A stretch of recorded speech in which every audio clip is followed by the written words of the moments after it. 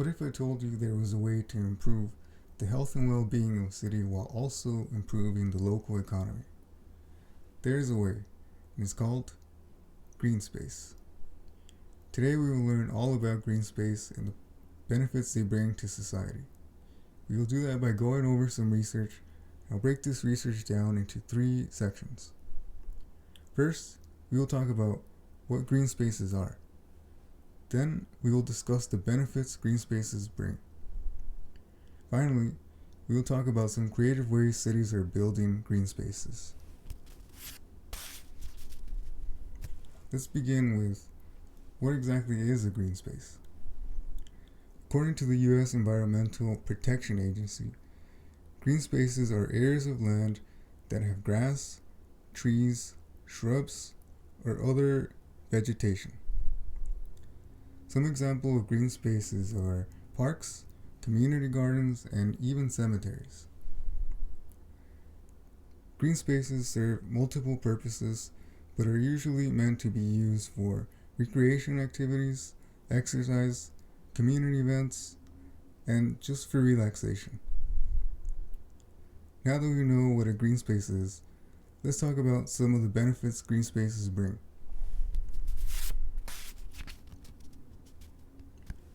Green spaces provide many benefits to areas, including improved health, economic growth, and can even help revitalize neighborhoods. A WebMD article by Shishira Srinivas notes that people who live next to green spaces have better overall health. This is because green spaces encourage people to be more active. The extra exercise lowers the risk of obesity, diabetes, high blood pressure, and this leads to better health. Another benefit is the increased psychological well-being. Shishira notes that even a few minutes spent outdoors in a green space can reduce stress, anxiety, depression, and can recharge your emotions. Another benefit cities have seen is economic growth. The book Parks and Recreation System Planning by David Barth lists some examples of this economic success. For example, New York City's Highline Park. This park cost the city an estimated $153 million to be built. But this investment brought in over $2 billion of private investment from other developers.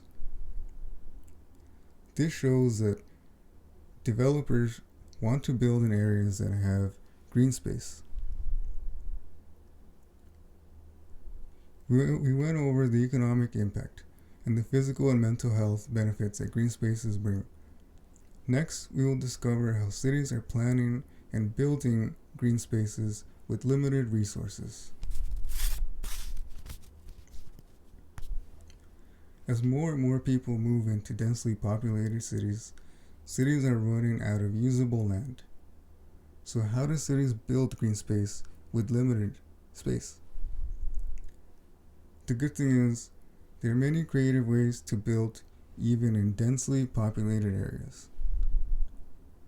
This is because of a relatively new idea called pocket park.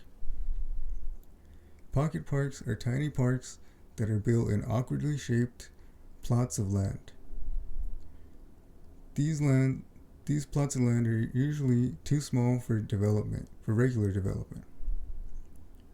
An article by Caitlin Levinson talks about cities using abandoned lots of land to build pocket parks.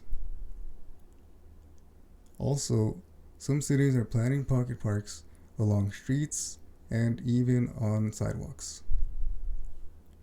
Another way some cities are building green space is by using streets.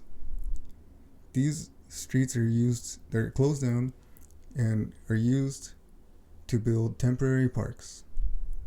These temporary parks give access to green space to people who have lack of transportation or have trouble getting to green space because of disabilities.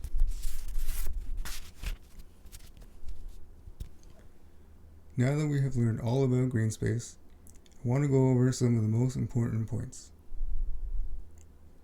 First, we learned what a green space is.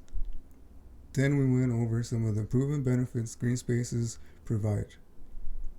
Lastly, we learned about some creative ways cities are building green space in heavily populated areas. The research has shown that cities that build green spaces see many improvements ranging from better health for the people to financial growth for the surrounding neighborhoods. Before I go, I want you to recall a time when you were a child.